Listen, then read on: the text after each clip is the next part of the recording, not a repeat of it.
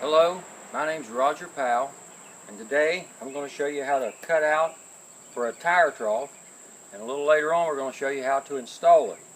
Now what we're going to do here is take a heavy equipment tire and use it for a livestock watering trough. And the one that I like to use mostly is a 26.5 times 25. That means it's 25 where the rim fits inside here. 26.5 inches tall.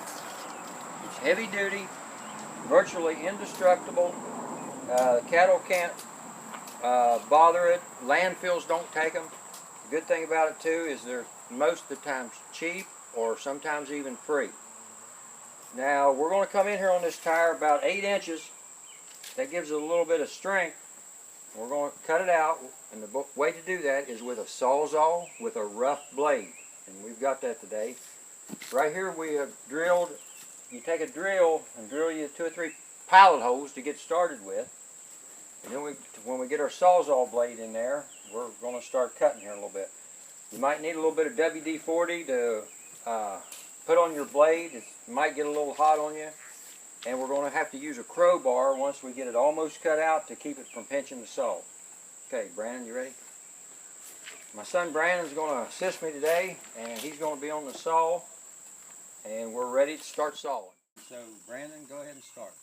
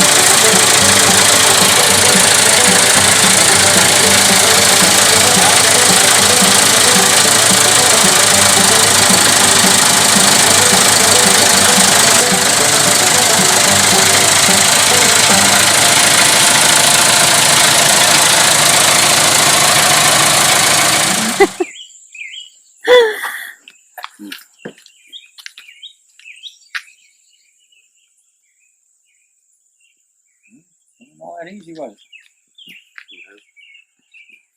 Hello, Roger Powell back with you today, talking about the installation of a rubber tire trough. We cut this tire here out about 3 weeks to a month ago, and now we got it installed, and I'm going to go over the installation with you and kind of show you how to do that. Okay, now right up above us here we built a small pond, and we've got an 1.5 inch PVC plastic pipe underneath of our dam, coming right down through here. We dug us a ditch down through here. We leveled off the site. Got to get it level as you can to start with. The leveler you get the site, the easier it is to level up your trough. We dug a ditch completely underneath here and right on down through here. We put an elbow. All right, can you come right up here so you can see down in here?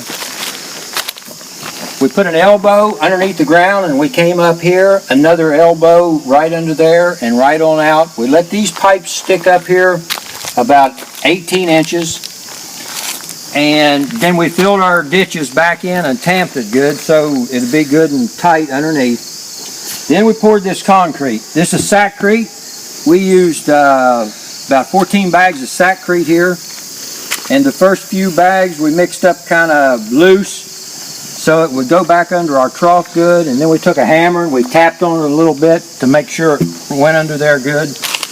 Then we tightened it up just a little bit with a little less water to make it a little bit stronger. And when we've done that, when you go to do that, you got to get you something to make sure you don't get, you got to put something over top of your pipes so you don't get concrete down in them. So after you pour that in there, you let that set up for a few days. Then you're ready to actually it's ready for water after just a few days of setting up. Now this is the overflow pipe. What we done here, this is an 1.5 inch rubber coupling, and we cut this off here about 1.5 inches high. Put a rubber coupling over it. Put our overflow pipe in, and then I'll tighten these up. The reason for this is so your cattle can nuzzle this pipe a little bit without breaking it. If they break it, you're really messed up. So you put your rubber coupling in there so that can move a little bit. Okay? Now, on our inlet pipe, we got an 1.5 to 3/4 inch fitting. It's going to fit on here just like this. And since this is a pond, we're going to have water in it all the time. We got a float valve, which is going to keep our trough full. And this right here is going to screw right into here. This float is going to come right up here, and it's going to shut our water on and off. Okay? Now this here is also advertised as stock proof. Since it's got this nylon string, the cattle can nuzzle this a little bit without damage. But if you're using a float valve with a brass rod that is solid, the cattle can break that, and they will. So another thing you might want to do, which I'm going to put this on this one, even though I am using the type of float valve I am, you get you a treated tubosix. You put it right over top, right over top. So my float valve now is going to be threaded in here, and it's going to float right under here. And I'm going to drill a hole through here and through the tire with about like a 5-inch bolt, and that's going to go on there permanent. And that's going to keep cattle from two things: from bothering my float valve, or if they get to fighting around here, it kind of helps protect it if one of them happens to push a calf in or something like that. Okay. Now the other thing we did here is we put down some construction fabric. Here's a piece of it you can see right here. It's not covered with gravel. And then we put about 6 tons of crushed run limestone around this trough. And that makes a good solid place for livestock to drink. We're not going to have any mud issues or mud problems around here. And these rubber tire troughs and stone around it really make a good place for cattle to drink. This black rubber tire is, like I said the other day, it's virtually indestructible. In the summertime or in the wintertime, it's going to soak up a little bit of sunlight. It won't freeze as easy as concrete, thaw out a little bit quicker, and there's just a lot of advantages to having these rubber tire troughs. So, alright, so we've taken you from cutting out the tire trough and to the installation. So I think with that bit of information, you're ready to go find yourself a tire trough or rubber tire and cut it out and make yourself a tire trough. Thanks. See you later.